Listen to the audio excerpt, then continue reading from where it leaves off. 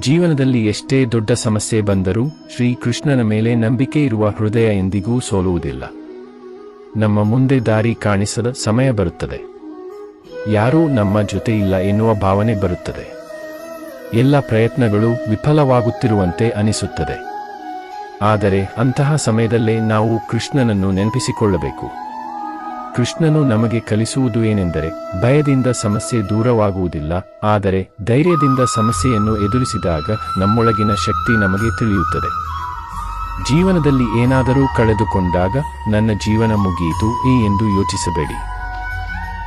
ಕೆಲವೊಮ್ಮೆ ದೇವರು ನಮ್ಮ ಕೈಯಿಂದ ಒಂದು ವಿಷಯವನ್ನು ತೆಗೆದುಕೊಳ್ಳುವುದು ಅದಕ್ಕಿಂತ ಉತ್ತಮವಾದದ್ದನ್ನು ನೀಡಲು ಇರಬಹುದು.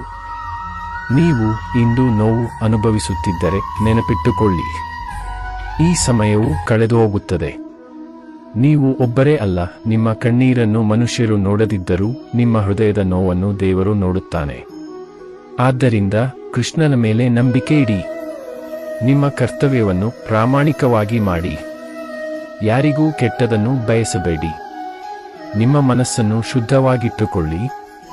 ನಿಮಗೆ ಸಿಗಬೇಕಾದದ್ದು ಸರಿಯಾದ ಸಮಯದಲ್ಲಿ ಖಂಡಿತ ಸಿಗುತ್ತದೆ. ಕೃಷ್ಣನನ್ನು ನಂಬಿ ನಿಮ್ಮ ಪ್ರಯತ್ನವನ್ನು ಮುಂದುವರಿಸಿ.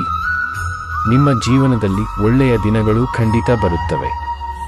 ಶ್ರೀಕೃಷ್ಣನ ಆಶೀರ್ವಾದ ನಿಮ್ಮ ಮತ್ತು ನಿಮ್ಮ ಕುಟುಂಬದ ಮೇಲಿರಲಿ. ಜೈ ಶ್ರೀ ಕೃಷ್ಣ.